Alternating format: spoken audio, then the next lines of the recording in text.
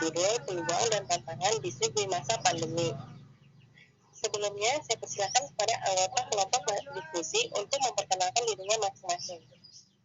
Nama saya Melinda Fajrianti dari program studi Agri.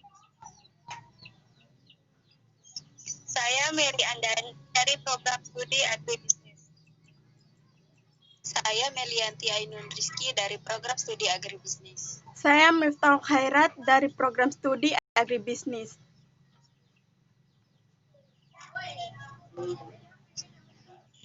Oke, selanjutnya kita akan memasuki tahap diskusi. Diskusi kali ini, peserta diskusi dibagi menjadi dua kelompok, yaitu kelompok peluang dan kelompok tantangan bisnis di masa pandemi. Terlebih dahulu kepada kelompok peluang untuk menjelaskan pendapatnya. Baik, selalu ada hikmat bagi semua pula yang sepertinya terjadi pada masa pandemi COVID-19 ini. Sejarah ini membuktikan setelah peristiwa yang mengerikan akan terjadi transformasi besar. Dari sejarah tersebut, kita bisa memahami bahwa di balik pandemi COVID-19, juga ada hal yang baik yang akan segera datang. Contohnya seperti membuat aturan yang baru. Maksudnya semulanya bisnis itu ketat sekali menjadi lebih fleksibel. Yang dimana seperti contohnya konsultasi ke dokter kan dahulu itu harus bertemu dokternya langsung. Sekarang bisa melalui aplikasi seperti aplikasi Halodoc dan Halodokter. Itu yang membuat perubahan aturan cepat membuat hidup lebih mudah bagi semua orang. Akibatnya bisnis telah mampu melayani pengguna dengan cara baru dan perusahaan telah mampu berinovasi cara solusi baru. Ya.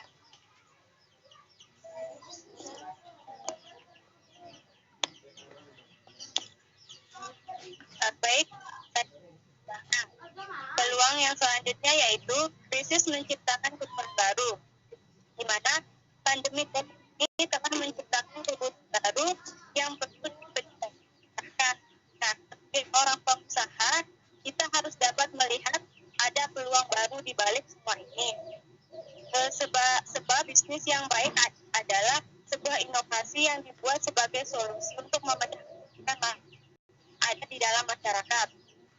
Virus ini menciptakan banyak jenis pasar baru. Contohnya, ini kebutuhan akan masker itu sangat banyak kan, sehingga kita perlu memanfaatkan peluang untuk menjadi penjual masker dan sebagainya.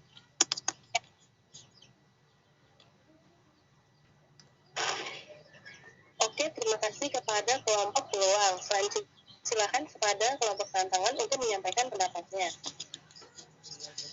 Baik, terima kasih kepada moderator. Saya akan menjelaskan apa itu tantangan bagi pebisnis di masa pandemi ini. Yang pertama, daya beli masyarakat menurun. Akibat pandemi COVID-19, banyak pekerja yang harus kehilangan pekerjaan karena PHK. Pemerintah menerapkan kebijakan anjuran untuk melaksanakan work from home dan study from home. Banyak pula perkantoran yang terpaksa harus diliburkan sehingga menyebabkan perputaran ekonomi lamban dan menurun. Ini keuangan Indonesia yang menerapkan PSBB dengan tujuan memutus mata rantai penyebaran COVID-19. Alhasil distribusi produksi terhambat. Selanjutnya, produktivitas karyawan menurun. Kekhawatiran akan virus COVID-19 menyebabkan produktivitas karyawan menurun karena rasa takut dan cemas terjangkit virus tersebut. Karyawan diharuskan selalu mematuhi protokol kesehatan. Tak hanya itu, hanya perusahaan yang meliburkan karyawan karena pengurungan proses produksi atau produk di perusahaan tersebut. Selanjutnya yang keempat, ketergantungan kepada teknologi. Kebanyakan masyarakat lebih menyukai berbelanja secara online daripada offline. Karena dengan membeli online, mereka tidak akan bersentuhan dengan penjual barang yang mereka beli. Hal ini diperkirakan lebih efektif dan mengurangi resiko tertularnya virus COVID-19. Oleh sebab itu, para penjual dituntut mampu memanfaatkan teknologi yang ada agar penjual di masa pandemi dapat terus berlangsung dan tidak mengalami kebangkrutan.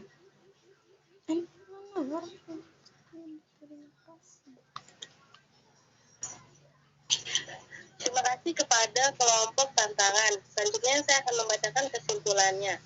Kesimpulannya adalah dengan adanya peluang bisnis di masa pandemi ini, hal yang dilakukan masyarakat adalah dengan adanya era new normal, berharap dunia bisnis pun perlahan bisa bangkit kembali untuk mendongkrak roda perekonomian masyarakat agar bisa kembali pulih. Tetapi ada juga tantangan di masa pandemi ini, seperti daya beli masyarakat menurun, pemasakan bahan baku produksi terganggu, produktivitas karyawan menurun, dan ketergantungan terhadap teknologi. Oke, sekian hasil diskusi dari kelompok kami. Kurang lebihnya mohon maaf. Wassalamualaikum warahmatullahi wabarakatuh. Tetap jaga kesehatan. Sampai jumpa.